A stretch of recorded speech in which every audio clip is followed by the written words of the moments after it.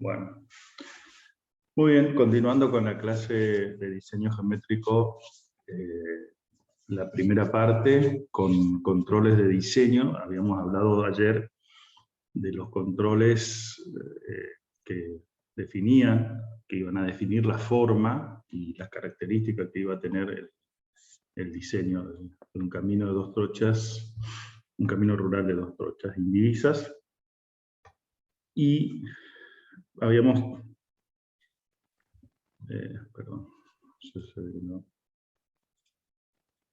habíamos establecido los distintos principios que regían que eran los que se denominaban controles, que iban a regir el diseño. Habíamos empezado a hablar del factor humano y vamos a continuar ahora con el de topografía, ¿sí? Que es la forma que tiene el terreno, ¿sí? Cómo las características definen cuál es digamos, la forma final que va a tener ese diseño y que vamos a tener que tener en cuenta. Dentro de la topografía, que se define como el relieve, digamos, del terreno, estarían las características físicas, las topográficas, el uso de la tierra, el desarrollo de la zona atravesada, o sea, cuánto más o menos va a estar ocupada esa zona, por qué tipo de ocupación, si es agrícola, semiurbana, urbana, o un área, por ejemplo, protegida, una área protegida por parques nacionales o provinciales. Bueno, hay infinitas posibilidades de ocupación digamos, de uso de la tierra que el camino va a atravesar y que hay que tener en cuenta, obviamente. Y a veces hay que tener en cuenta para no pasar por ese lugar, porque no se puede, porque es una zona restringida y hay que buscar distintas alternativas para poder realizar el trazado por otro lado. Por eso es tan importante el uso de la tierra y el desarrollo. Según el relieve, o sea, según las características físicas del terreno, topográficas, se clasifica en 4, digamos, grandes grupos. Por supuesto que un camino puede estar metido no en uno de estos grupos en forma completa, o bien estar parcialmente en uno u otro dentro de estas características de terreno, y siempre, aún que esté dentro de un terreno definido, por ejemplo, ondulado o montañoso, en algún sector o en algún tramo de ese camino probablemente también tenga características del terreno del otro grupo. Una llanura, o montañoso y muy montañoso, o entre montañoso y ondulado. O sea, si bien esto es una clasificación fija, no es rígida. El camino puede estar atravesando distintas posibilidades. Entonces, un ejemplo, ¿sí? Digamos, gráfico para definir un camino llano, es un camino en el cual predominan, digamos, los terrenos prácticamente planos, con muy pocas diferencias de altitud entre un punto y otro, o cuando las diferencias son muy suaves. O sea, para pasar de un punto a un punto más alto en el terreno hay que recorrer una distancia larga. Entonces, esas son las características de los terrenos llanos, y un camino que se desarrolla en un terreno llano, en general, está constituido por grandes tramos rectilíneos, como se puede ver aquí, o grandes rectas, alineamientos largos, y con algunos sectores con curvas o quiebres o cambios de dirección, para no hablar todavía de curva con elementos geométricos, sino hablemos con algunos cambios de dirección, a veces impuestos por alguna cuestión, como por ejemplo la presencia de cuerpos de agua o la presencia de algún sector por el que por alguna razón no se puede o no se quiere intervenir. Entonces se producen, o la presencia de poblaciones o alguna construcción fija, que hace que el cambio de dirección sea necesario. Y a veces por diseño nada más, porque quiero cambiar la forma, ya van a ver para qué. En principio, en general, en un trazado de llanura, en un terreno llano, predomina, digamos, un trazado, como se dice, o un dibujo, o una forma, muy más tirando a ser rectilíneas o rectas largas, con alguna que otro cambio de dirección. En un terreno ondulado ya cambia la situación y se puede visualizar cómo el diseño o el trazado va siguiendo la forma del terreno, pero ya tiene también sigue las ondulaciones, ¿sí?, de ese terreno, va siguiendo la forma aproximadamente, porque no se puede hacer un trazado horizontal en un terreno que se va ondulando, obviamente, ¿no es cierto? Entonces uno va siguiendo aproximadamente la forma del terreno. Y se va buscando el lugar más adecuado para ir transitando. Acá abajo se puede ver un poco más exagerado, ¿sí?, cómo el camino se va ajustando o se va pegando a la forma del terreno.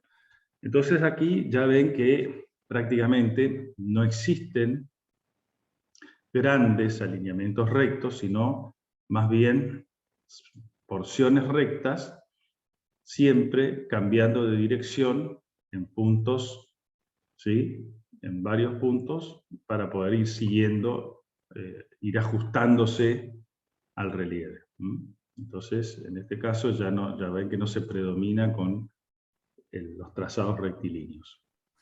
Y en el caso de un terreno montañoso, ya comienza, el desarrollo se hace sobre un terreno mucho más accidentado, con muchas más diferencias de nivel, en poco espacio o en poca longitud, uno tiene grandes cambios de altura, que hay que ir ajustando el trazado, el diseño, para que se pueda ir ajustando al terreno.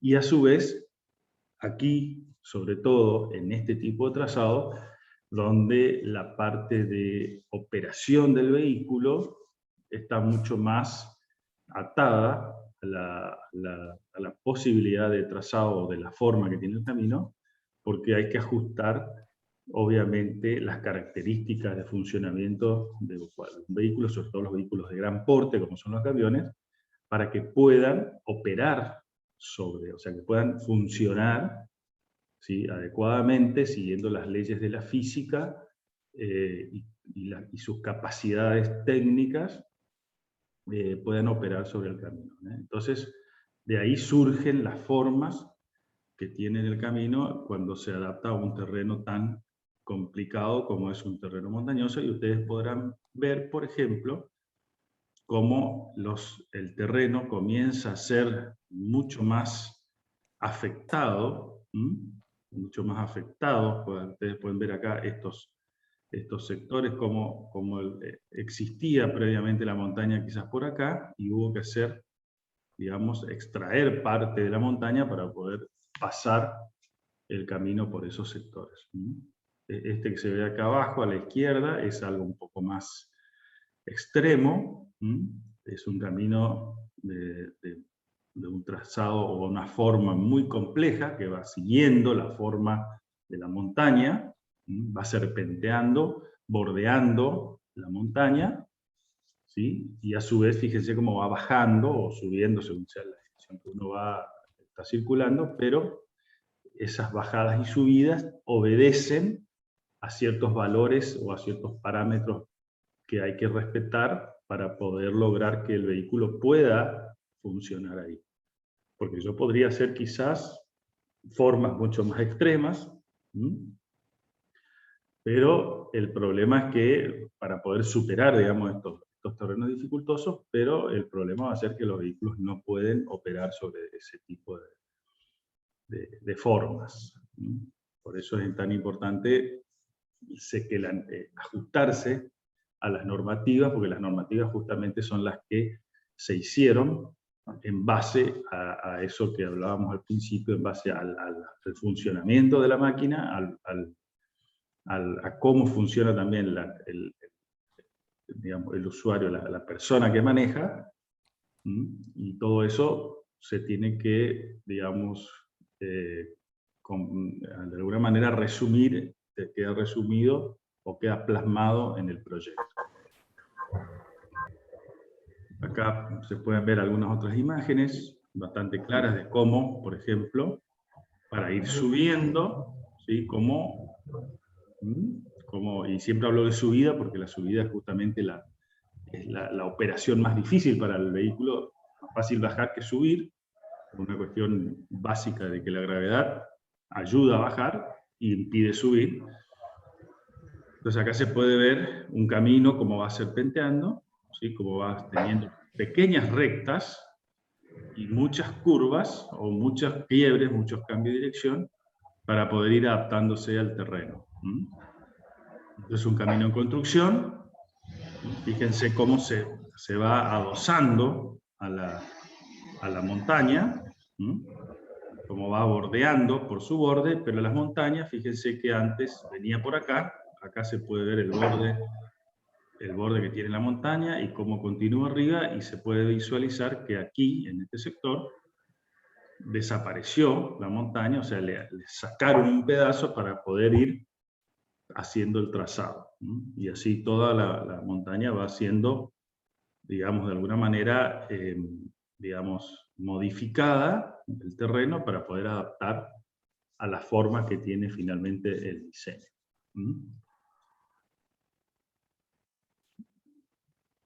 El otro factor de control es el de la velocidad, como ya un factor de operación de los vehículos. Y acá interviene, obviamente, de lleno la posibilidad de que tiene un vehículo de circular a una cierta velocidad. Y por supuesto, eso está totalmente enlazado o tiene digamos, no puede dejar de estar de alguna manera unido a la capacidad del usuario o del conductor, ¿sí? No solamente la capacidad del vehículo de desarrollar una cierta velocidad, sino la capacidad del conductor de desarrollar una cierta velocidad con el vehículo y poder controlarlo y mantenerlo dentro de la vía, de la ruta, del carril. De eso se trata. Entonces, la velocidad es uno de los más importantes factores a considerar, como dice acá la norma, y por los conductores dice al seleccionar una alternativa de viaje o un modo de transporte. O sea que básicamente lo que dice digamos, la norma en esta parte es que nosotros tenemos que satisfacer la demanda de los usuarios, o sea, tenemos que poder interpretar si quieren ir del punto A al punto B, que necesitan hacerlo con cierta facilidad y cierta velocidad o cierto tiempo de viaje. Entonces, uno tiene que poder interpretar, tiene que poder definir para el proyecto que voy a encarar, para las diferentes opciones, qué velocidad voy a elegir para diseñar, porque eso me va a definir un montón de otros aspectos del proyecto, sobre todo de la forma y tamaño del diseño, de los elementos que voy a diseñar y que van a configurar el camino. Entonces, el valor del transporte, o sea, ¿por qué hablo de satisfacer la demanda? Porque una de las cuestiones que tengo que satisfacer es el costo o la economía que pretende el usuario. Cuando hablo de usuario no solo hablo de una persona física, sino el usuario de una ruta también puede ser una empresa de transporte, una empresa que produce, o alguien que recibe. O sea, todos son usuarios, si bien el usuario, digamos, persona física es la que conduce, el usuario económico de una vía de comunicación no solo es la persona, sino también a quien sirve esa vía, de uno y de otro extremo de la vía. Uno que produce y uno que recibe. Entonces, un ejemplo típico es cuando uno dice, bueno, nosotros acá consumimos, no sé, cemento, ¿sí? Para la construcción. Vamos a poner un ejemplo de la parte de construcción, que es nuestro rubro. ¿El cemento de dónde viene? Viene de las fábricas que están ubicadas en Jujuy o en Catamarca, no sé, bueno, hay una en Buenos Aires, en Córdoba, en zonas donde los materiales primarios para la fabricación de cemento existen, y hay que transportarlo a Resistencia o a la zona. ¿Sí? Son muchos kilómetros, 1000 kilómetros, 800 kilómetros. Entonces yo tengo que lograr que ese material llegue en tiempo y forma, que tenga un tiempo de viaje adecuado. Si uno dice, bueno, 800 kilómetros, a una velocidad promedio de un camión de 80 kilómetros por hora, yo tengo que llegar en 10 horas, 12 horas.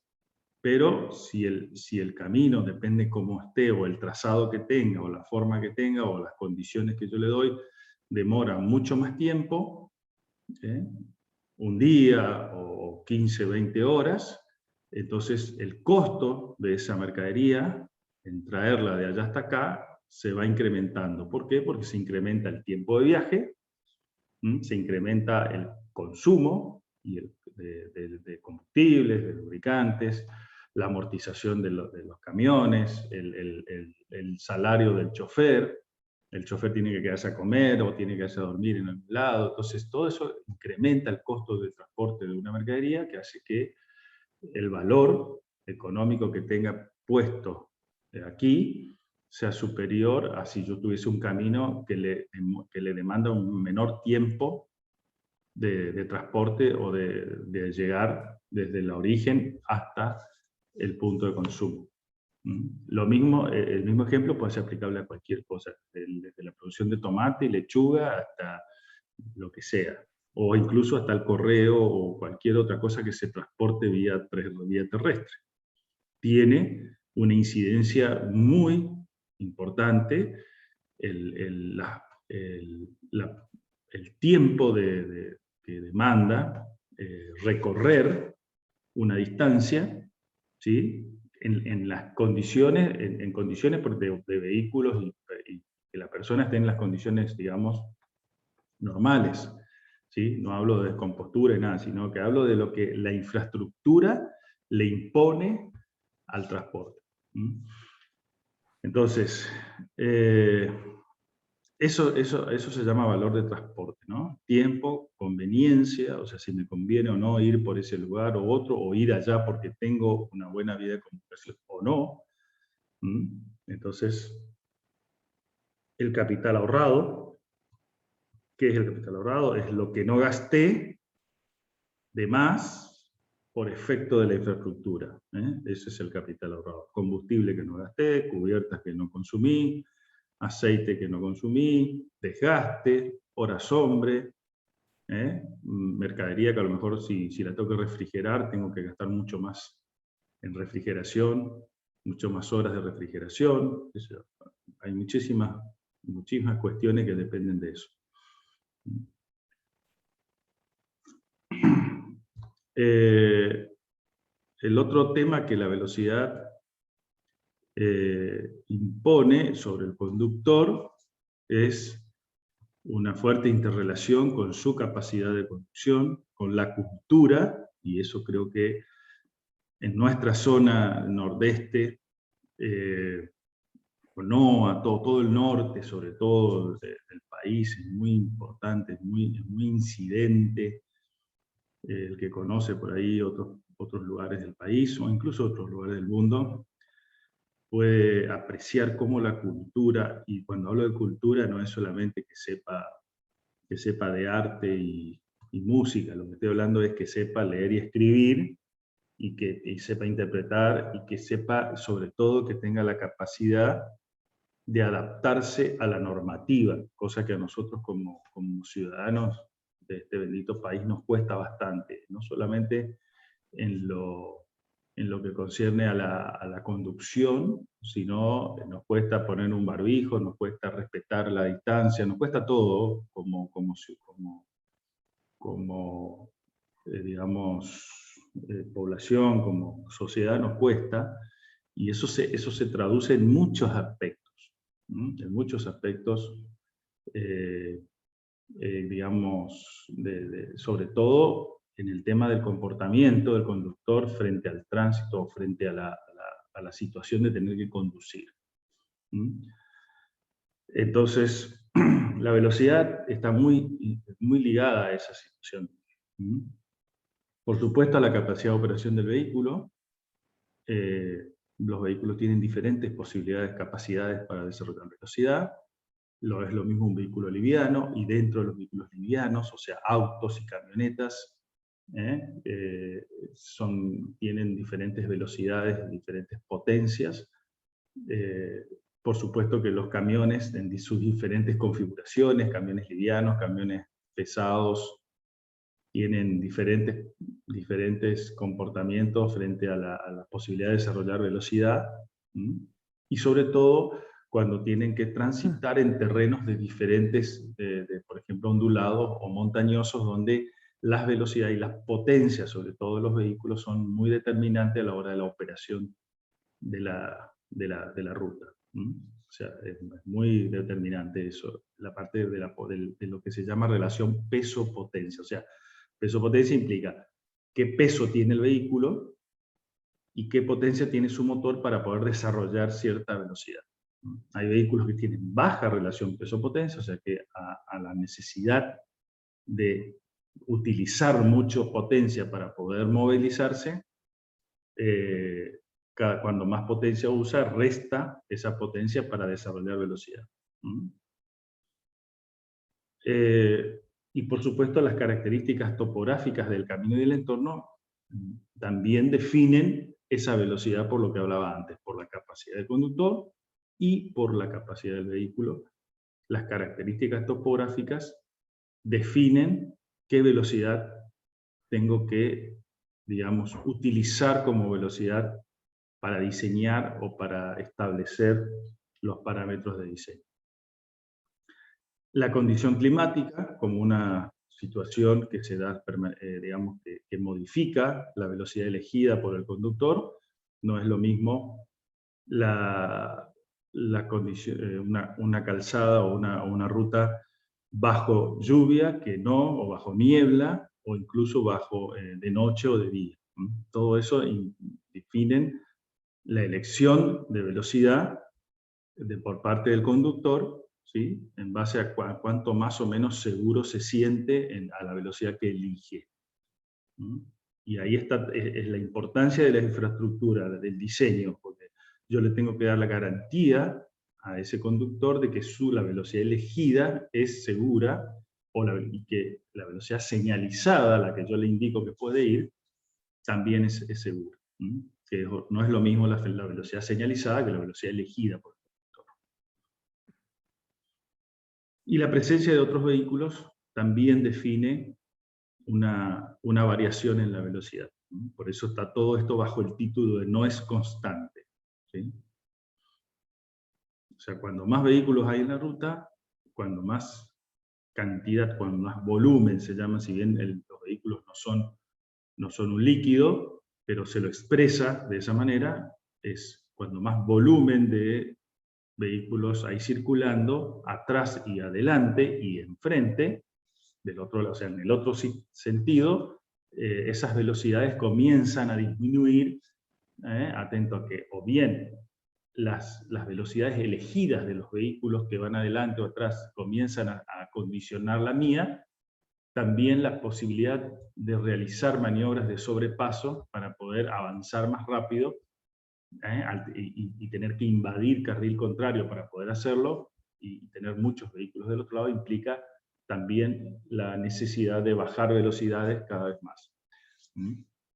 Eso ya lo van a ver en otros, en parte lo vamos a ver acá, por supuesto, pero en otra materia donde se ve la parte de capacidad, ¿sí? Se llama capacidad de círculo, o sea, es lo que mide, qué posibilidades tiene un camino de movilizar vehículos en la unidad de tiempo y en una unidad de longitud. Eso ya lo van a ver con el ingeniero Piaín, si no me equivoco, en Vías 2, me parece, ¿no? O vialidad especial. ¿Cómo se llama, Rolly? Vialidad especial. Vialidad especial, bien.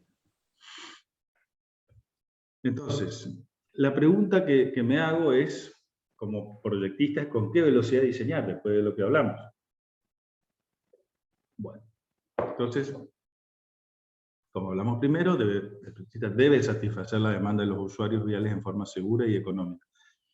Y cuando hablo de segura, es no inducir a desarrollar velocidades mayores de las posibles y ni menores. O sea, tratar de mantenerse dentro de un rango de velocidades adecuadas para la operación segura. Y económica no implica barata, ¿sí? Sino implica que poder economizar, sobre todo, en la operación de los vehículos. Sobre todo en la operación de los vehículos. El camino, dice, debe acomodar, como otra premisa para la elección de esa velocidad, el camino debe acomodar casi todas las demandas razonables de velocidad, con adecuación apropiada, o sea, dar seguridad y capacidad a ese camino, pero no debe fracasar totalmente bajo carga severa. ¿Qué quiere decir esto? Cuando hablo de carga, no es carga de peso, sino carga de tránsito, de volumen. O sea, tiene que intentar las velocidades elegidas por los diferentes, cada usuario del camino, o sea, cada auto con un conductor, hay una elección de velocidad personalizada. Cada uno va a elegir como si fuera un ADN, como si fuera una huella digital, va a elegir una velocidad, con pequeñas variaciones respecto a sus vecinos, pero cada uno elige. Entonces, uno no puede hablar de valores absolutos, y las velocidades, si bien se toman valores únicos, en realidad ese valor representa un conjunto o un universo de usuarios, ¿sí? Que va a desarrollar velocidades en forma estadística, ¿sí? Siguiendo una ley estadística, y va a englobar un número determinado que hay que tratar de que sea el mayor posible, pero que sea razonable. O sea, yo no puedo hacer un diseño con velocidades que van de 0 a 100, y que todos puedan estar bien y cómodos y circular tranquilos. No, tendré que desarrollar velocidades de 80 a 100, de 100 a 120, o de 90 a 120, o sea, un rango de velocidad que yo sé que dentro de ese rango la operación va a ser segura y se va a mantener la fluidez del tránsito de tal forma de que esta capacidad a la que hace alusión aquí, el término, ¿sí? se pueda darse durante la mayor parte del tiempo que se usa la vía, por ejemplo, en el transcurso de un lazo de tiempo como ser un día, ¿sí? o un rango del día. Es decir, bueno, durante todas estas horas, yo aún desarrollando este rango de velocidades, yo puedo permitir que la fluidez de los vehículos sea adecuada y la gente pueda transitar en forma segura y con una velocidad que esté cercana a la que elegiría, si no tuviese ninguna restricción. Entonces, por eso cuando habla de no debe fracasar totalmente bajo cargas severas, que si se da el momento pico de la demanda de tránsito, de la cantidad de vehículos que circulan en un determinado momento por un tramo de ruta, si se da ese momento, que no colapse, sino que quizás ese momento de extremo baje un poco digamos, la calidad de la prestación del camino, pero no tanto que termine colapsando. Por ejemplo, que se forme una congestión que haga que nadie más se pueda movilizar, y eso demora a veces horas para poder descongestionarse y poder volver a ganar velocidad de circulación. Esto es muy común verlo en los accesos a las grandes ciudades, digamos, como Buenos Aires. Hoy uno puede ver por la televisión, como todos los días muestran el estado del tránsito en diferentes horarios de los accesos, por ejemplo, a la ciudad de Buenos Aires, que es lo que más se puede ver, pero que pasa en general en muchas, incluso en nuestra propia ciudad. Si uno en determinados horarios viene desde Corrientes o va hacia Corrientes o intenta entrar por diferentes puntos de acceso a la ciudad o circula por diferentes lugares de la ciudad, va a encontrar de que en determinados horarios se produce una congestión o hay tanta cantidad que esa capacidad del camino se ve sometida a alta carga y hace que colapse, y por lo tanto genera demoras, ¿sí?, en el tiempo, y plata que la gente pierde por esas demoras.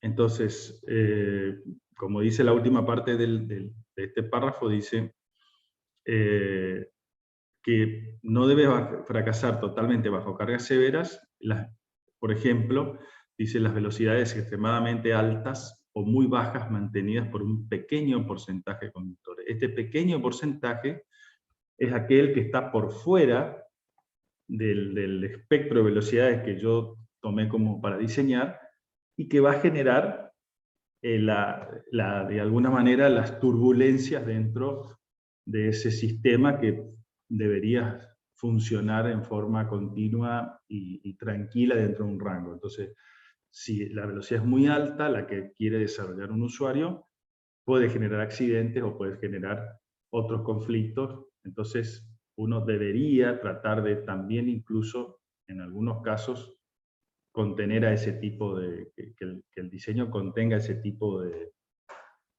usuarios, ¿no? Por otro lado, la velocidad real a la cual será usado el camino depende en gran parte de las características de diseño elegidas. Eso es donde yo, como diseñador, impongo las condiciones, y el usuario va a elegir o va a poder elegir la velocidad en función de lo que yo diseñé, de la forma que tiene. Sin embargo, dice, estimar estas velocidades a priori representa una tarea poco sencilla para el equipo de proyectistas, dada que la falta de mediciones de velocidades reales. Esto implica que cuando un camino no existe, una velocidad no existe, o sea, no la puedo medir. Entonces, o me baso en estudios de casos similares, y lo que hago es, de alguna manera, extrapolar o interpolar, según sea el caso, mi proyecto a esa condición ya medida y conocida para ese caso, y al conocerse mayor cantidad de casos, o sea, al tener estadística, yo puedo establecer comportamientos estadísticos y esperables, y entonces puedo decir, bueno, la velocidad que yo elegí, ¿sí?, va a cumplir, o sea, los usuarios van a cumplir aproximadamente con la hipótesis. Ahora, lo que no puedo hacer claramente es futurología. No puedo hacer adivinación, no puedo saber exactamente qué va a pasar, ¿sí? Pero tengo que manejarme dentro de ciertos límites, intentando de que suceda lo que yo quiero que suceda en el diseño. Entonces aparecen diferentes tipos de velocidades definidas por la norma. Por un lado, la primera velocidad y la más contundente, ¿sí?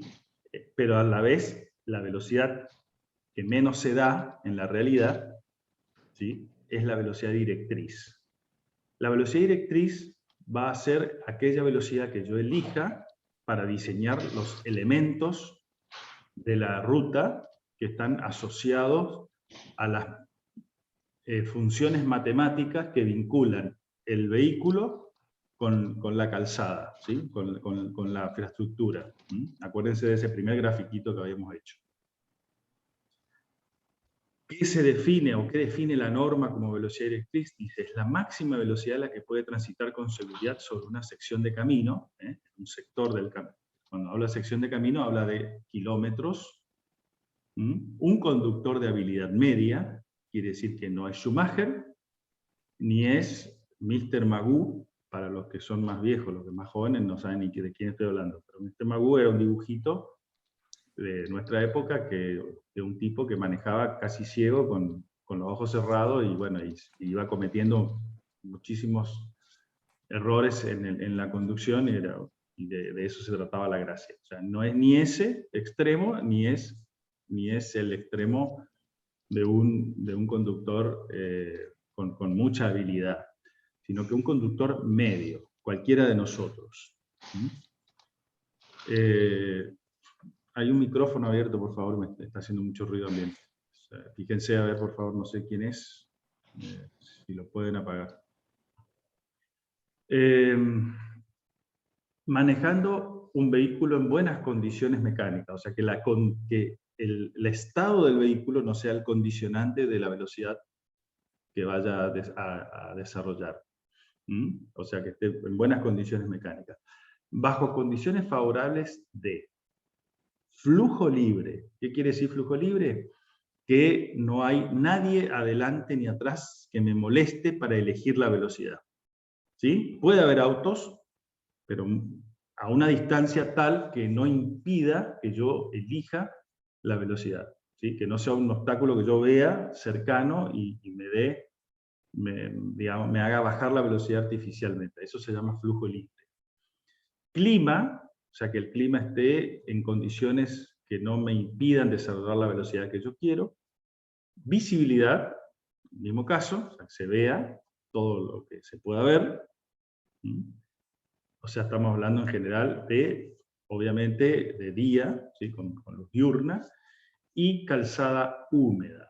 Y acá, cuando se habla de calzada húmeda, es importante establecer esto, porque la calzada húmeda siempre va a ser la condición de medición de velocidad.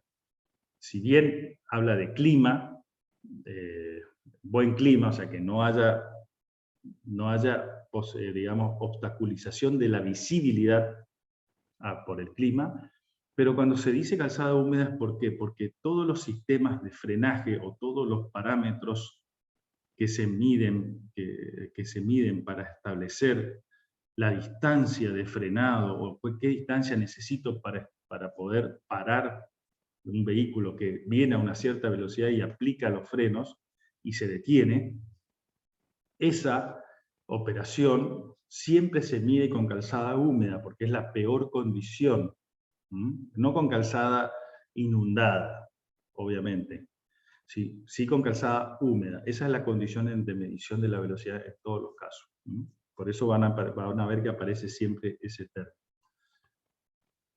Entonces aquí se vincula la velocidad con la topografía. Eso es lo que hace la norma. La norma dice, bueno, según sea tu topografía en la que vas a diseñar, el rango de velocidades que tenés que elegir va a ser este. Eso lo fija la norma. Y es una de las primeras, esta, digamos, de alguna manera, es la primera tabla que ustedes van a ver en una norma de cualquier país, en una norma de diseño, van a decir, se fija un rango de velocidades en función de la topografía. ¿Y por qué es esto? Porque básicamente van a ver que si yo arranco de la topografía muy montañosa, que es la más, digamos, la que más impone sobre el proyecto, la que más me va a definir la forma del proyecto, van a ver que el rango de velocidades está entre 25 y 50 km por hora. O sea, en un camino montañoso no tendría que superar velocidades de diseño, o lo que se dice velocidad directriz, mayor a 50 km por hora, ni menor a 25. Entonces, en ese rango puedo elegir una.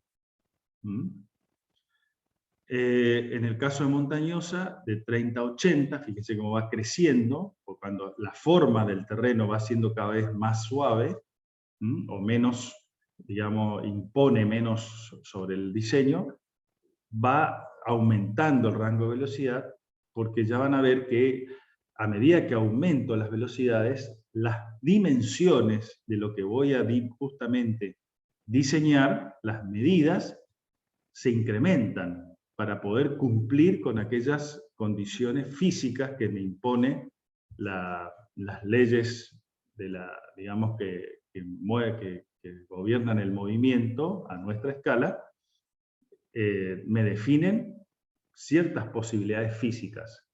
Entonces, cuando yo supero en una zona con demasiadas complicaciones topográficas, como muy montañosa, si tengo que hacer un diseño a 130 km por hora, prácticamente tengo que hacer un túnel por toda la montaña para atravesarlo, porque no podría acomodar un diseño geométrico a esa velocidad sin altísimos costos de construcción. Entonces, esto a su vez vincula la velocidad, la elección de la velocidad de diseño con los costos, no de operación, sino de ejecución de la obra. ¿Cuánto me va a costar construirla? Quizás pueda hacer una obra en una zona montañosa de 130 km por hora. Pero lo que sí va a pasar, o lo que va a suceder, es que la obra va a ser tan cara que probablemente nadie no consiga financiamiento para eso, no consiga dinero suficiente. Entonces, la norma impone ciertas restricciones para caminos rurales de 2 trochas indivisas. Siempre no hay que perder el origen de esto, ¿no? Del foco, de cómo se llama el título de nuestra materia, o de esta parte de la materia. Cuando baja onduladas, pasa de 50 a 110 km por hora, y en zona llana de 90 a 130. Si ustedes se acuerdan, las fotitos que les mostré de lo que es zona ondulada y zona llana, ahí empiezan a atar los cabos, decir, bueno, en zona llana, esos desarrollos rectilíneos y con pocos quiebres, evidentemente permiten que las velocidades, que la operación de los vehículos se pueda hacer a mayores velocidades. O sea, si uno hace digamos, una comparación con, por ejemplo, esas carreras de Fórmula 1 que ahora muestran con mucho detalle incluso el velocímetro y todo, cómo va modificándose la velocidad del vehículo cuando va circulando, porque le ponen cámaras por todos lados y sensores, y todo se puede prácticamente ver desde la posición misma del conductor del vehículo de Fórmula 1, se puede visualizar las velocidades, cómo bajan, cómo aumentan en la recta y bajan en las curvas. Obviamente, eso obedece a la capacidad operativa tanto del vehículo como del conductor. En un extremo, como es una carrera de Fórmula 1 a altas velocidades, ¿no? Pero funciona todo exactamente de la misma manera, nada más que en el caso de una ruta, obviamente, como está hecha para un conductor de estabilidad media, no puedo hacer una pista de Fórmula 1 porque tampoco va a haber autos de Fórmula 1 sobre esa ruta. Entonces, ¿cuál es la recomendación que da la norma para elegir a partir de ahí? Características topográficas uniformes. Una única velocidad directriz. ¿Qué quiere decir esto? Que si yo voy circulando si el proyecto va a estar desarrollado completamente en una zona montañosa, la velocidad tiene que corresponder a ese rango. ¿Sí? No modificar, no elegir un rato 25, otro rato 30, otro rato 50, después 100 o 80, sino mantenerme, elijo una velocidad y trato de diseñar todo con esa velocidad. Salvo alguna condición extrema que por lo cual me obligue a cambiar la velocidad, y para lo cual tengo que recurrir a lo que dije antes en la clase pasada, cuando decía, ojo con los cambios de velocidad de un punto a otro, porque tengo que hacer transiciones adecuadas para lograr que el usuario no experimente un cambio de velocidad brusca, que haga que tome una mala decisión en la conducción y provoque un accidente o un incidente. Si se pasa de región llana a otra ondulada, variarla de 10 en 10. O sea, si yo paso, por ejemplo, de una velocidad de circulación de llana a ondulada o de ondulada a montañosa, como los rangos de velocidades por ahí pueden modificarse, entonces tengo que hacerlo gradualmente, ¿sí? El diseño tiene que acompañar esa gradualidad, de decir, bueno, voy de 10 en 10 durante unos kilómetros hasta que se acomode el conductor a las nuevas condiciones, y entonces a partir de un cierto punto lo largo con una nueva velocidad, pero no cambiarlo de un momento a otro.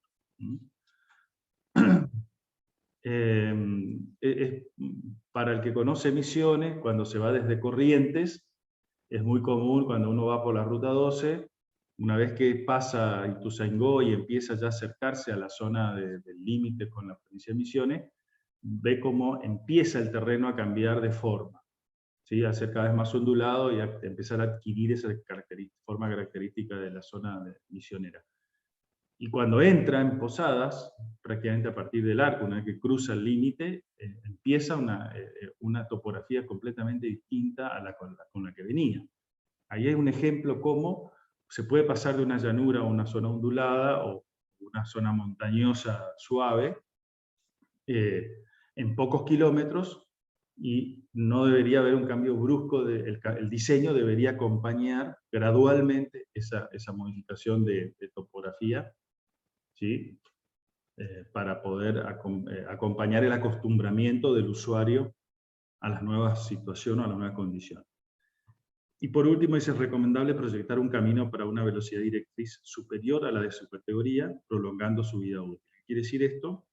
Que ante la velocidad de cambio de la tecnología de los vehículos y las posibilidades de los vehículos de desarrollar cada vez mayor velocidades, lo que dice, como los diseños viales se prolongan mucho tiempo en la vida, durante, digamos, muchos años, va a estar exactamente igual. Entonces, lo que dice es, cuando me toque diseñar un camino, trato de dar una velocidad un poco superior, elegir una velocidad de diseño superior a fin de que pueda contemplar un mayor rango de tiempo y no dejarlo obsoleto o poco seguro, ¿sí? Empezar a salir de esa situación que tenía ideal de hacer un diseño seguro y digamos, y cómodo, para pasar a ser cada vez más inseguro por efecto de que la velocidad de circulación se incrementa. Yo creo que esto es casi una utopía lo que estoy diciendo, porque en realidad en la mayoría de los caminos, lamentablemente, las velocidades que se desarrollan casi siempre son muy superiores a las velocidades de diseño. A veces porque las velocidades están mal señalizadas, a veces porque no están señalizadas, porque desaparecen las señales y no se reponen, por vandalismo, por desgaste de la señal o lo que sea, ¿sí? Y muchas veces porque ese grupo que la norma dice, ese pequeño grupo que supera las velocidades permitidas, máximas o extremas, cada vez es más grande. Cada vez, lamentablemente, tiene más adeptos, y muchos de esos tienen que ver con lo que hablábamos al principio, el factor humano, donde interviene, por ejemplo, la presencia de alcohol o la presencia de drogas, etcétera, que hace que las velocidades elegidas por el usuario deja de estar en condiciones de habilidad media para pasar a otra condición. O sea, cada vez de habilidad reducida o a veces incapacidad de tomar decisiones adecuadas a la hora de elegir las velocidades y realizar las maniobras. La otra velocidad importante es la velocidad de operación, porque a diferencia de la velocidad directriz, que es la velocidad teórica de diseño de todas las partes con la que se va a diseñar la infraestructura. La velocidad de operación es aquella que se mide, que realmente ocurre. Pero obviamente esta velocidad solamente puede ser medida una vez que está la infraestructura, no antes. Sí se puede conocer estadísticamente algunos parámetros, digamos, que estadísticamente se puede establecer que va a ocurrir, pero se define la velocidad de operación como la velocidad a la cual se observa que los conductores operan sus vehículos durante condiciones favorables de. Y otra vez, siempre defino estas condiciones favorables para que las mediciones de las velocidades se hagan en las mismas condiciones. Porque si yo defino velocidad directriz en esas condiciones, tengo que después medirla en las mismas condiciones para poder compararla, porque si no, no son comparables. Entonces, siempre las condiciones van a ser de flujo libre, de clima, de visibilidad y calzado húmedo. Entonces, esa velocidad de operación va a estar condicionada por la geometría, o sea, por la forma que finalmente tiene el proyecto o el diseño o el camino, por la separación entre los vehículos, ¿sí?, que tiene que ser mayor a 5 segundos entre un vehículo y otro, y siempre es observada, siempre es medida con un aparato. Dentro de esas velocidades de operación existe la velocidad de operación VO85. Esa VO85 es un valor estadístico usado y que representa un percentil 85. O sea, quiere decir que dentro de la distribución de velocidades, dentro de las mediciones, hay una distribución estadística de ocurrencia de velocidades. Si yo mido una cierta cantidad de vehículos, voy a ver que en cada medición voy a obtener un valor. Casi siempre va a ser uno diferente a otro, pero en general va a haber se van a agrupar dentro de ciertos parámetros, dentro de ciertos valores, ¿sí? Y ahí sale un valor medio, ¿sí?, y un valor, digamos, característico, que va a englobar una cierta cantidad de usuarios.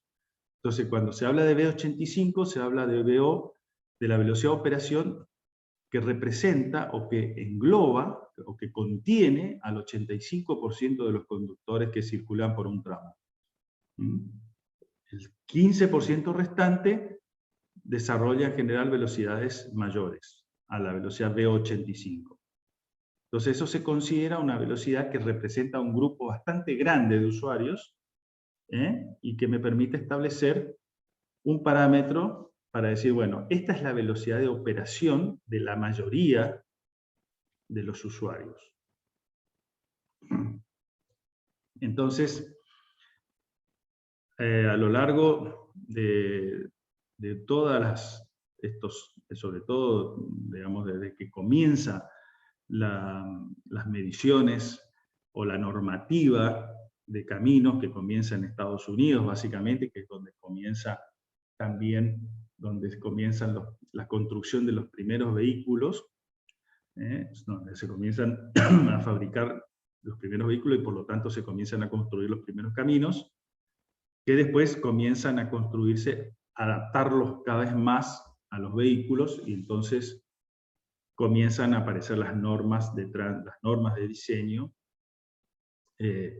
Entonces, se empieza a medir las velocidades, por eso ustedes van a ver acá diferentes años de medición. Esto es una gráfica que figura en una de las normas americanas, en la norma americana, mejor dicho, que es la AASHTO, que es una sigla, que la van a escuchar seguido, y van a ver que gran parte de la bibliografía en la que está basada las normas de diseños nuestras y de todo el mundo están basadas mucho en estas normas AASHTO, que es una sigla, que después yo le voy a dar el libro ese, se lo voy a subir al aula virtual y se los voy a pasar para que ustedes puedan tenerlo como bibliografía de apoyo.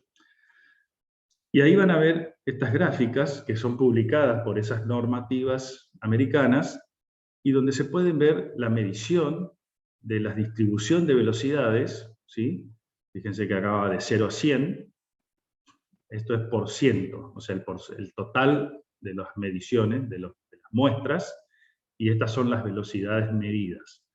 Entonces van a ver que un pequeño grupo de la medición, vamos a agarrar el año 1960, en un pequeño grupo había velocidades inferiores, esto estamos hablando de un tramo de camino ya construido, ¿no? Van y empiezan a medir velocidades. En esa época no había radares para medir, pero se medía con diferentes métodos. Hoy es mucho más simple medir velocidad.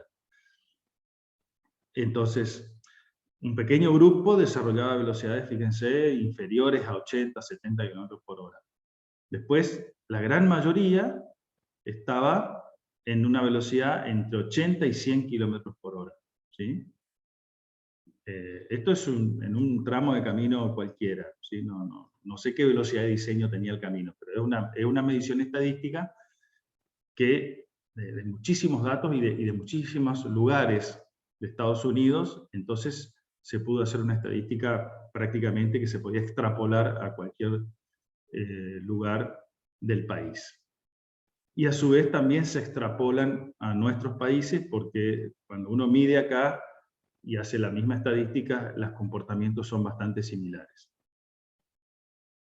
Y pueden visualizar que la mayoría, fíjense, hasta un 20% desarrollan más o menos velocidades inferiores, desarrollaban velocidades inferiores a 80, y en el mismo camino, o en el mismo tramo, entre el 80, casi el 80%, fíjense acá está el 80%, desarrollaba velocidades menores entre 100 y 80 km por hora, que es, digamos, estadísticamente la velocidad media en la que se movieron la mayoría de los vehículos. Y un pequeño grupo se mueve, un pequeño grupo de un 15, un 20%, se mueve en velocidades entre 100 y 120. ¿Sí? Hay mediciones hechas en diferentes años y cómo fue cambiando, cómo se fue modificando justamente a raíz de la modificación de los tipos de vehículos y a raíz de la modificación de la cultura de los usuarios y del tipo de usuario que se va incorporando a la masa de usuarios que usan las rutas. Entonces, por eso hay, en distintos momentos, hay distintos comportamientos de esos usuarios. Probablemente hay mediciones más modernas, obviamente.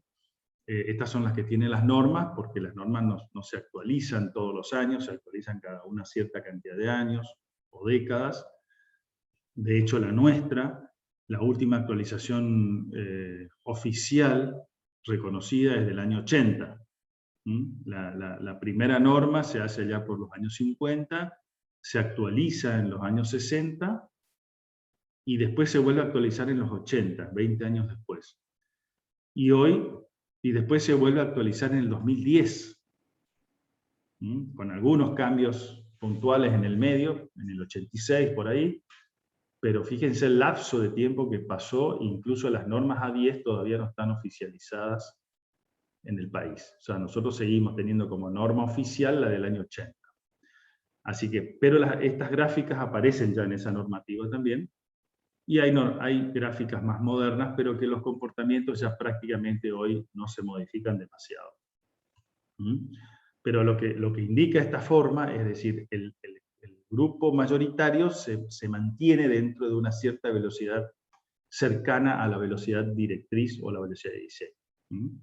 Y la velocidad de operación, acá se define, por ejemplo, si yo tomo el percentil 85, entonces voy a definir una velocidad, ¿sí?, de operación, ¿sí?, que engloba al 85% de los usuarios que circularon por ese tramo.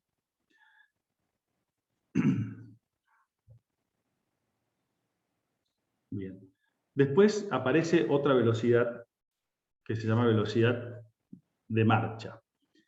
Y la velocidad de marcha ya empiezan a haber velocidades medidas en tramos, ¿sí? En este caso la velocidad de marcha dice es en condiciones de flujo libre, o sea, en las mismas condiciones de la velocidad directriz, es la relación entre la longitud la longitud de una determinada sección de camino, o sea, un tramo, cierta cantidad de kilómetros, y el tiempo real que un vehículo tarda en recorrerla, o sea, un vehículo.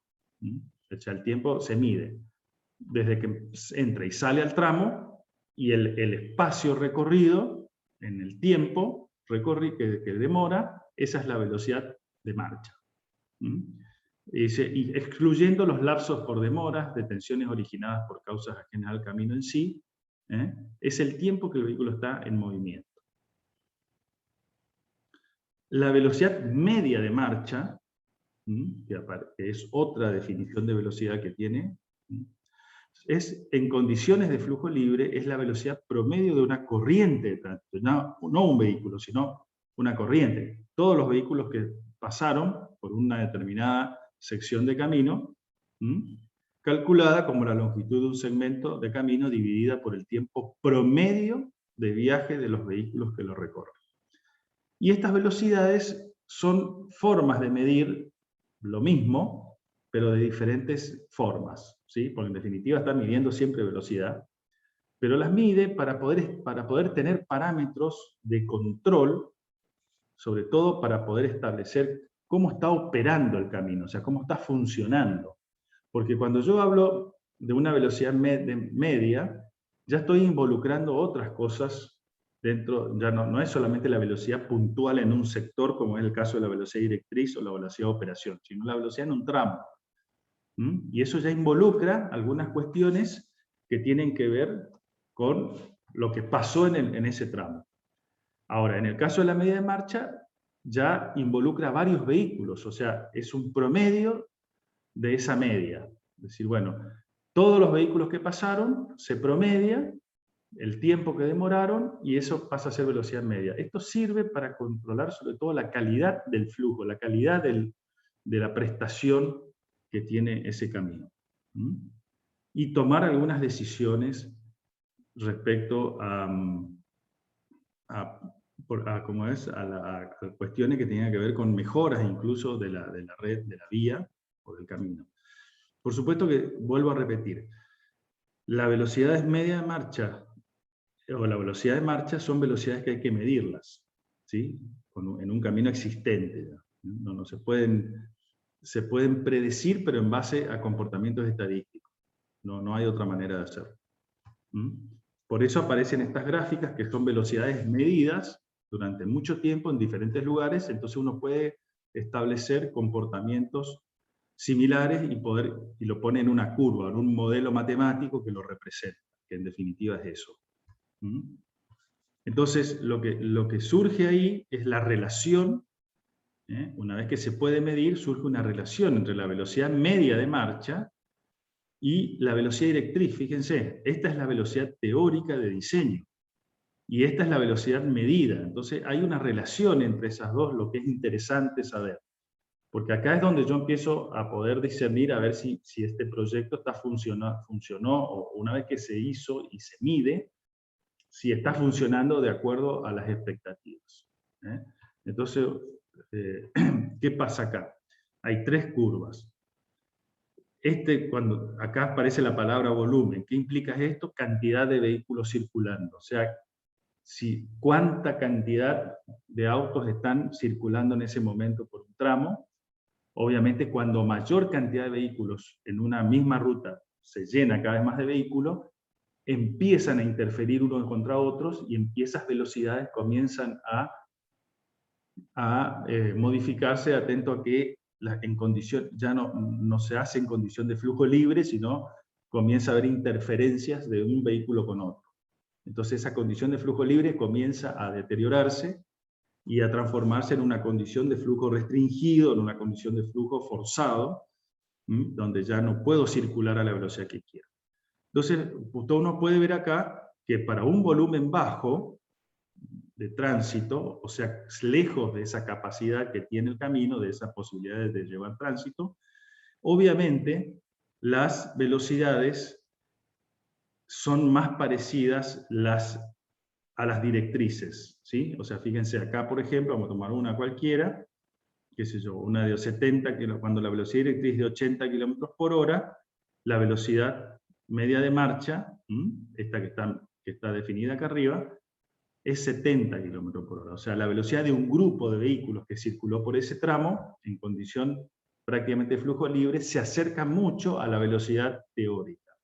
Ahora, para la misma velocidad directriz de diseño que yo elegí, y con diferentes condiciones de flujo, que puede suceder en caminos que siempre funcionan, que van funcionando cada vez con más restricciones o con mayor cantidad de volumen de tránsito, ¿sí? Porque fue creciendo el tránsito a lo largo del tiempo, o bien que durante un lapso del día, ¿sí? De la operación del camino en un día, en 24 horas, pueda suceder que el volumen vaya creciendo, haga un pico en una hora, que se llama hora pico, y comience a descender después. Entonces, ese comportamiento de la demanda, se llama, o de la cantidad de vehículos que circulan durante las 24 horas, hace que el camino pueda estar pasando de un punto a otro durante un día de operación, o una semana, o un lapso de tiempo X. Entonces, por ejemplo, un camino puede estar en 80, que se diseñó para 80, con bajo volumen de tránsito, la velocidad media de marcha se acerca a la velocidad de diseño. Cuando el volumen es intermedio, o sea, comienza a haber cada vez más vehículos, baja un poco esa velocidad media de marcha y comienza a disminuir. Y cuando se aproxima a la capacidad, o sea, cuando hay muchos tránsitos ya metidos en el tramo, fíjense cómo acá ya se modifica y prácticamente baja un gran porcentaje su velocidad, llegando incluso a caer por debajo de 60 km por hora. Esto es en el caso, estos son situaciones promedio, medidas estadísticamente. Y a su vez, cuando crece la capacidad, crece la velocidad directriz, o sea, cuando se eligió un camino de mayor velocidad directriz, cuando más volumen de tránsito, más incidente es la caída. Incluso llegando prácticamente en un camino de 100 km por hora de velocidad directriz de diseño, pasa a tener casi la mitad de esa velocidad media de marcha, cuando está trabajando digamos, a máxima capacidad o cerca de su máxima capacidad. Y esto, digamos, obviamente tiene una lógica, es lógico, ¿no es cierto? Cuando yo mayor interferencia tengo, menos velocidad puedo desarrollar porque tengo más obstáculos adelante y atrás que me impiden moverme. Es como si yo estuviese caminando solo, o si estoy caminando en una montonera de gente que me está llevando. Yo no puedo ir a la velocidad, a caminar como quiero, tengo que prácticamente acompañar el flujo de gente como va a caminar. En el caso del tránsito funciona similar. Y a eso se le asimilan estos modelitos matemáticos, que son ecuaciones que representan aproximadamente este comportamiento de las velocidades, media de marcha versus la velocidad directriz, cuando las velocidades directrices tienen diferentes valores. Para velocidades directrices menores a 40 km por hora, ¿sí? Fíjense que acá la velocidad directriz arranca en 50, la velocidad media de marcha prácticamente es igual a la velocidad directriz. No hay mucha modificación, porque se supone que una velocidad directriz tan baja fue hecho para un camino digamos, de poca capacidad, ¿sí? Entonces la capacidad no es tan incidente en ese cambio de velocidades. Siempre hay velocidades bajas de circulación. Directriz y media marcha. Ingeniero, te tengo una consulta. Sí. Entonces, nosotros como, digamos que teniendo en cuenta todos los factores, velocidad directriz, y de acuerdo a eso corroboramos con la velocidad de marcha y la velocidad media de marcha, digamos. ¿Puede ser? A ver, el punto por ahí que para que no nos confundamos, la velocidad de diseño es la velocidad directriz.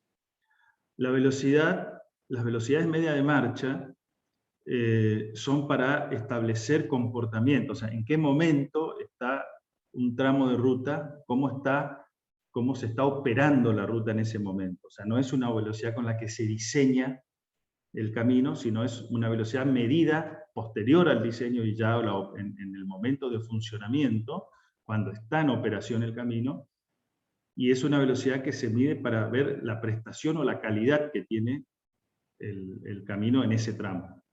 ¿Se entiende? O sea, Sí, ingeniero. lo que establece, lo que establece la norma y en estas relaciones es que uno puede predecir, con estos modelitos, con estas ecuaciones, puede predecir aproximadamente cuál va a ser la velocidad media de marcha si ese camino comienza a ser cada vez más utilizado por mayor cantidad de volumen de tránsito. Y uno puede, incluso, como después vamos a ver que la demanda de tránsito uno la calcula aproximadamente con algunas ecuaciones para poder establecer, cuando yo mido el tránsito en el año 1, saber dentro de 20 años aproximadamente qué cantidad de vehículos voy a tener.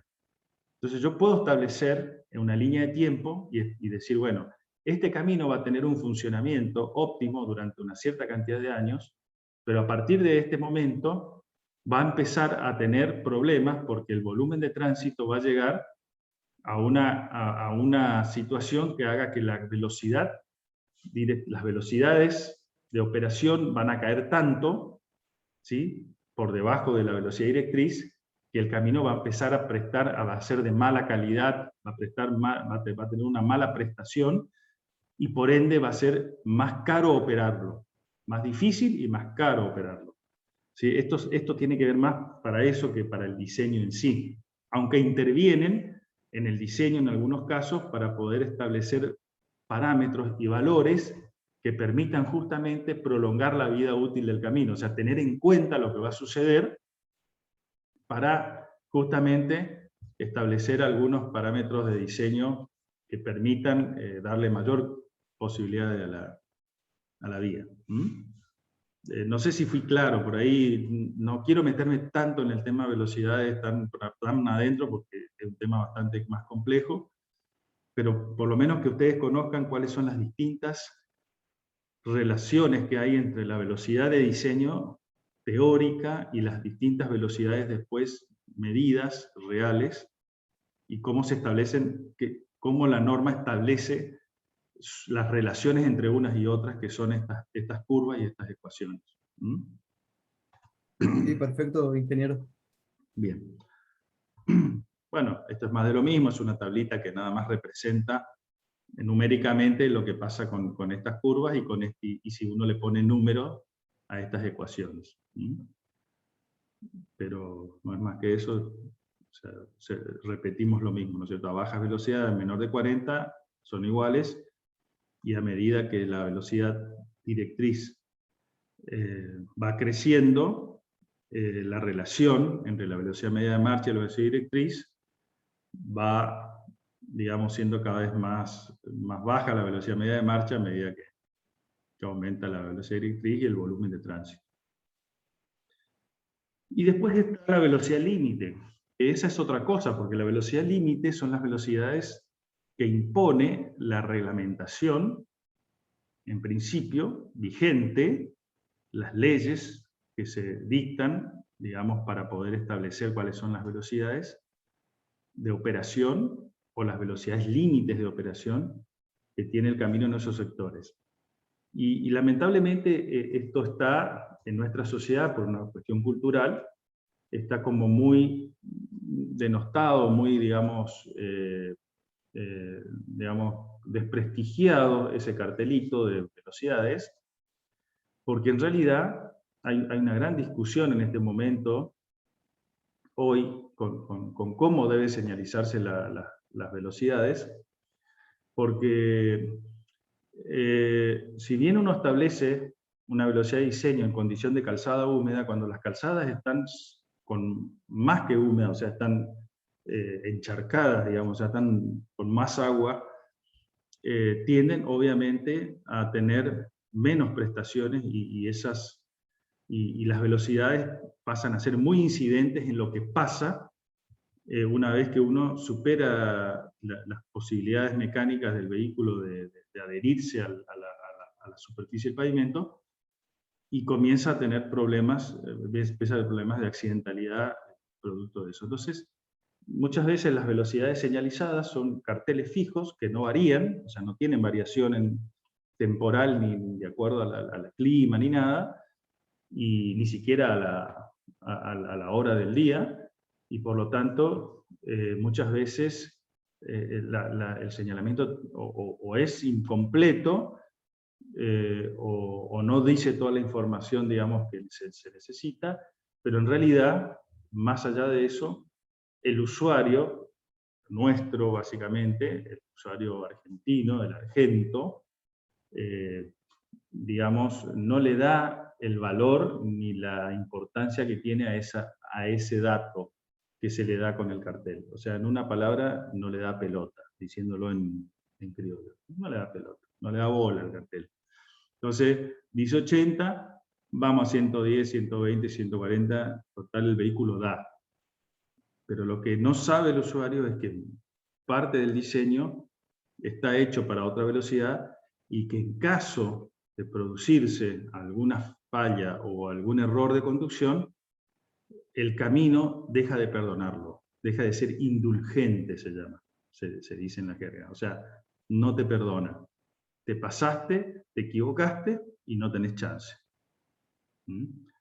Entonces, la velocidad límite es la máxima o mínima velocidad permitida por la ley, estatuto o zona de velocidad en una sección de calle o camino, ¿sí?, comunicada a los conductores por medio de señales regulatorias u otra forma de transmitir la información.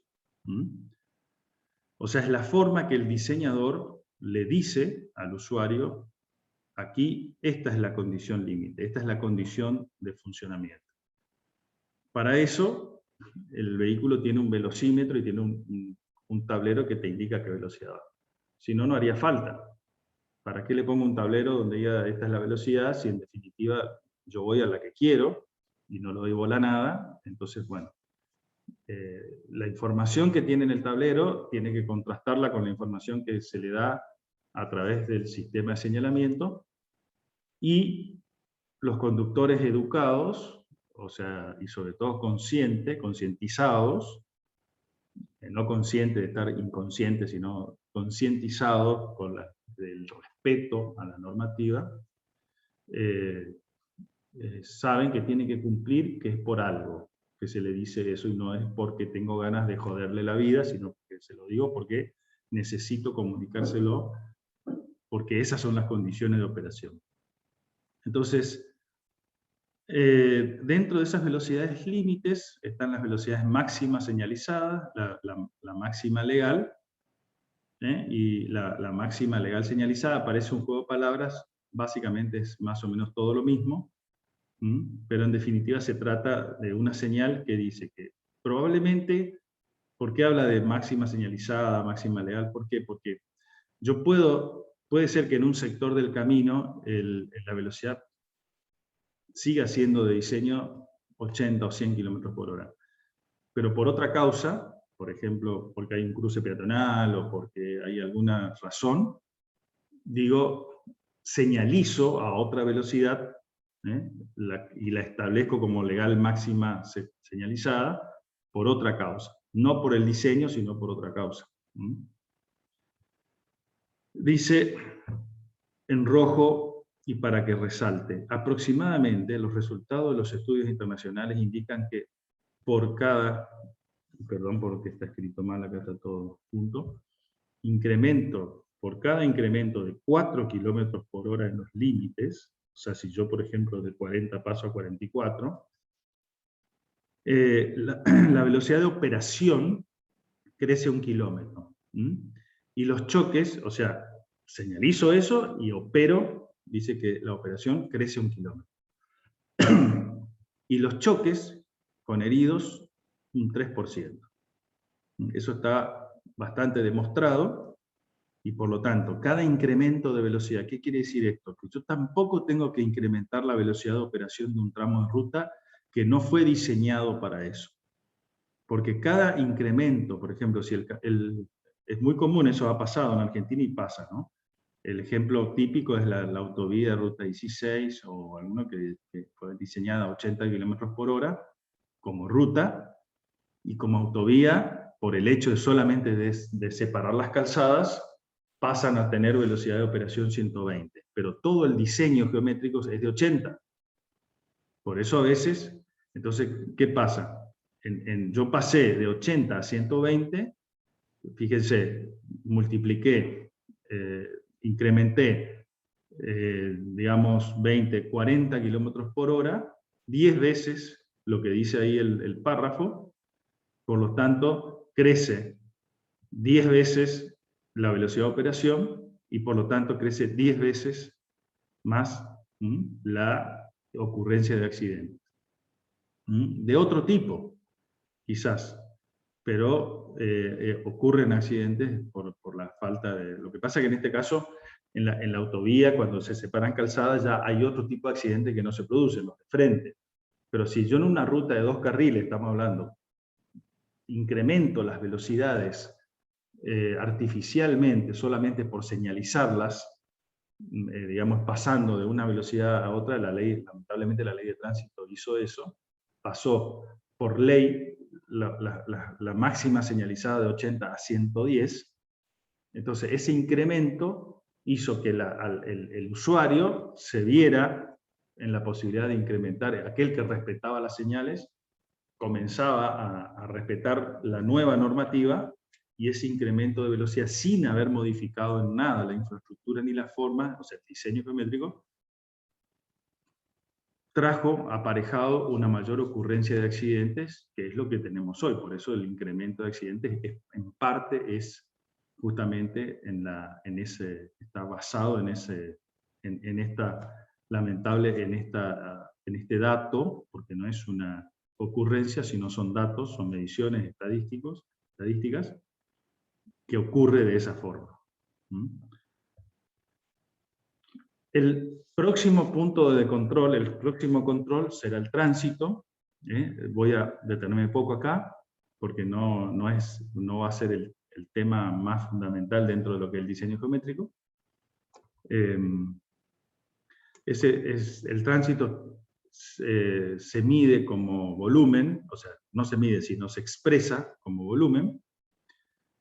Tiene una composición, o sea, unas tipologías de vehículos que lo componen, una distribución temporal y espacial, o sea, se distribuyen a lo largo de un tramo de ruta o a lo largo de un lapso de tiempo, teniendo diferentes cantidades en diferentes momentos. Crece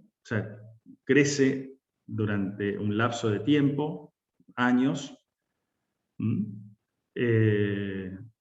y conjuntamente con la topografía y la velocidad determinan la categoría del proyecto y las variables del diseño geométrico.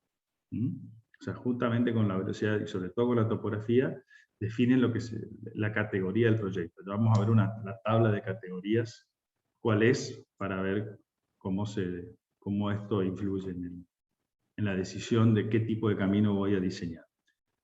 Ese tránsito tiene un volumen, una cantidad, un número de vehículos que pasa por un tramo dado de un carril o de una calzada durante un periodo de tiempo de 1 hora o más. Así se define el volumen de tránsito. Se puede expresar como tránsito medio diario anual, o sea, el promedio a lo largo de un año, de 12 meses, de un tránsito medido todos los días, y se promedia, y ese es un promedio anual, o sea, volumen total dividido 365 días del año.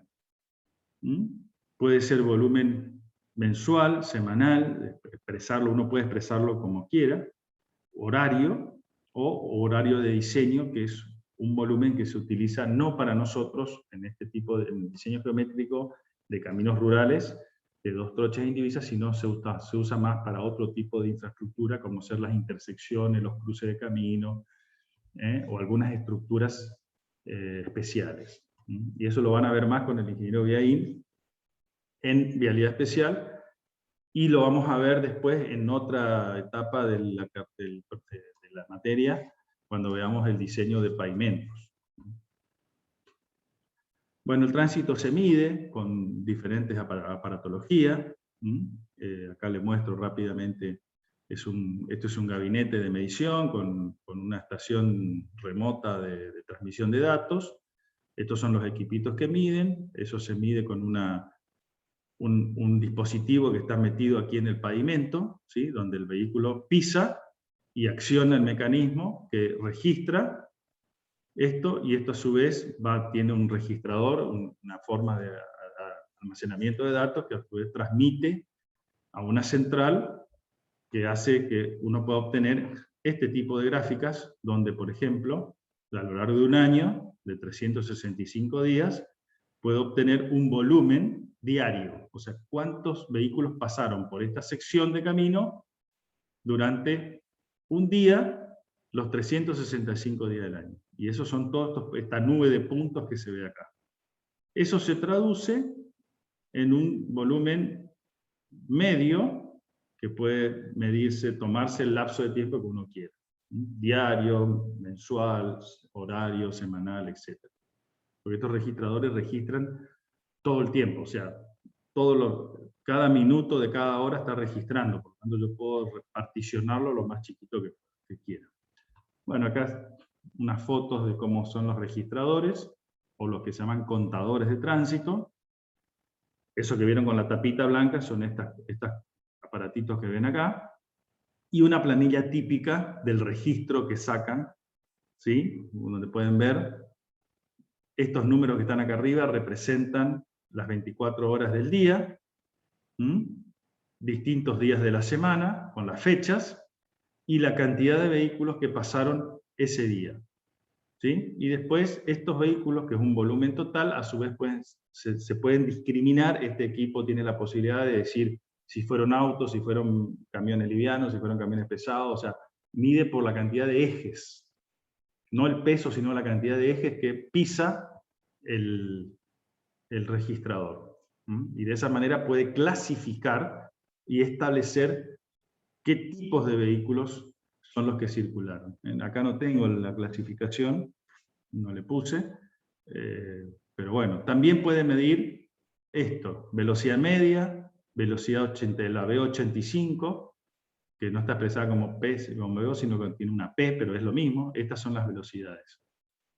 O sea, la velocidad de operación del 85%, fíjense, en los livianos anda en el 127%, 127 km por hora, y en el pesado 92 km por hora. Esto es una sección de camino X. Acá tiene esto en ambos sentidos, en sentido ascendente, descendente, o sea, puede medir y sacar los datos de diferentes formas. El crecimiento del tránsito, obviamente, se mide en un periodo de crecimiento, ¿sí? Y uno puede establecer diferentes formas de, digamos, de poder establecer una extrapolación o una proyección de ese crecimiento. Diferentes formas que, como se ve acá en forma genérica, puede ser aritmética o exponencial. O sea, uno puede tomar ecuaciones de crecimiento diferentes para poder expresar. Básicamente lo que se hace es, se toma periodos medidos con los aparatos estos de 10 años para atrás, se establece cuál es la forma de la curva de crecimiento y se extrapola hacia adelante para poder obtener un volumen de tránsito o un TMDA.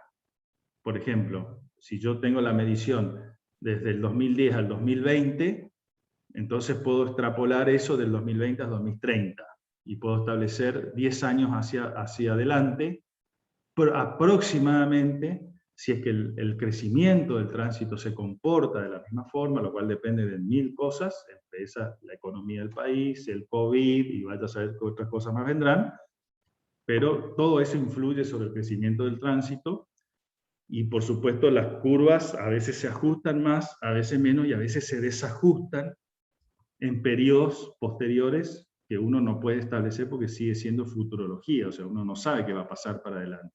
Solamente puede hacer una estimación. Entonces hay diferentes formas de estimar con factores. Estas son las ecuaciones, que es la misma que se usan para interés simple, interés compuesto, aquellos que vieron economía en la secundaria, las van a conocer a las formulitas, son muy simples, donde interviene la tasa de crecimiento y el periodo tomado de años. Entonces, ese factor son factores de crecimiento que se aplican según cuál se aplique. El crecimiento puede ser una expresión lineal o puede ser una expresión, como en este caso, exponencial. Bueno, la capacidad también son todos conceptos que se los voy a dar muy rápidamente porque son conceptos que lo va a ver Biaín y ya se me está yendo el tiempo.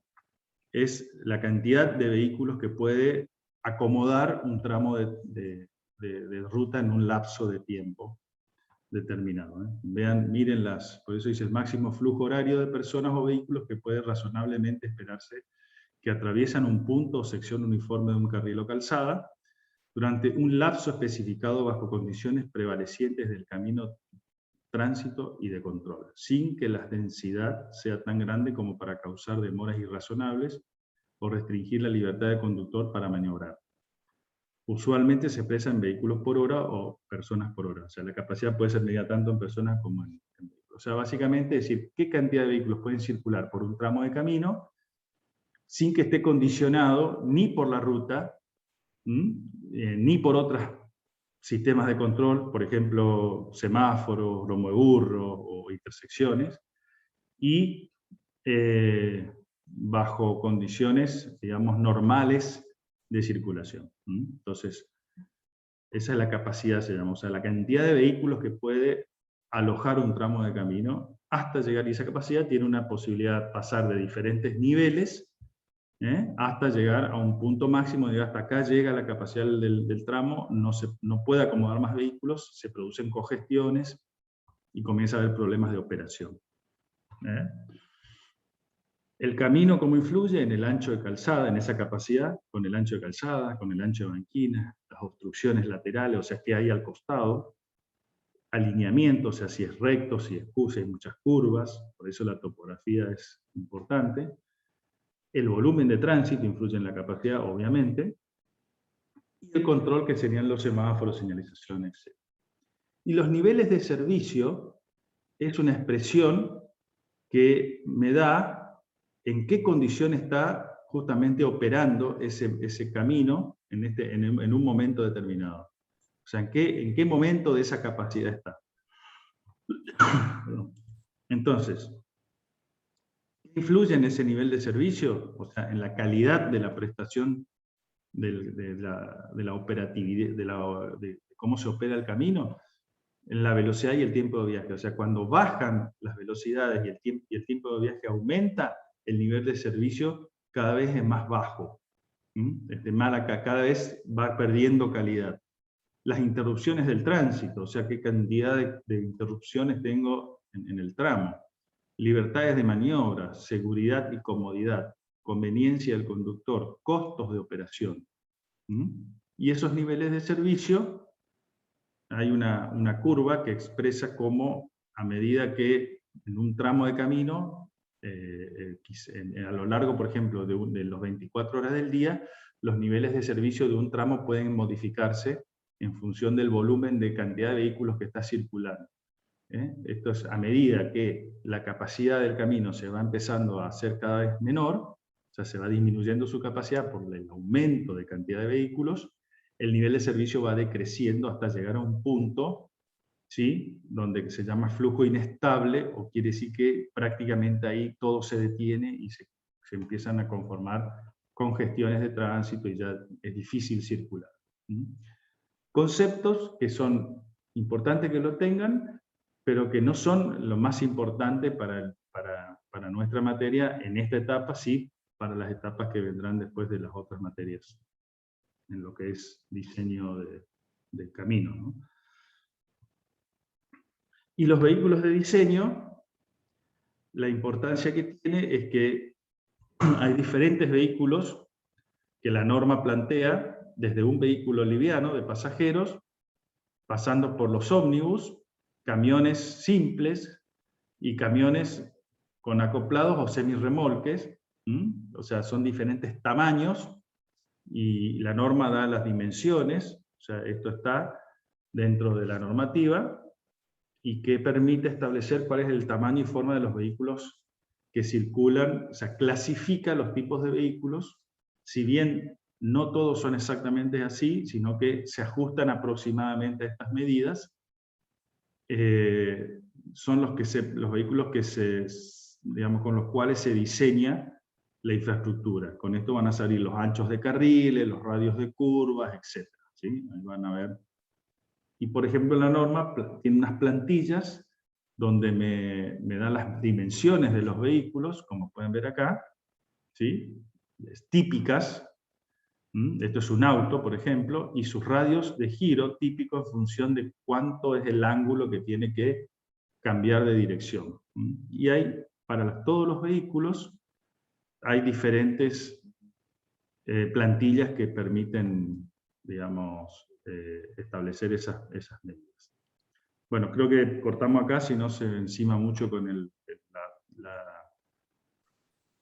queda nada más que unas pequeñas, muy poquito para terminar esto, que lo terminaremos la clase que viene y empezaremos ya otra etapa de esta parte de la materia. Rolly, no sé si estás ahí. Lo dejo a tu criterio.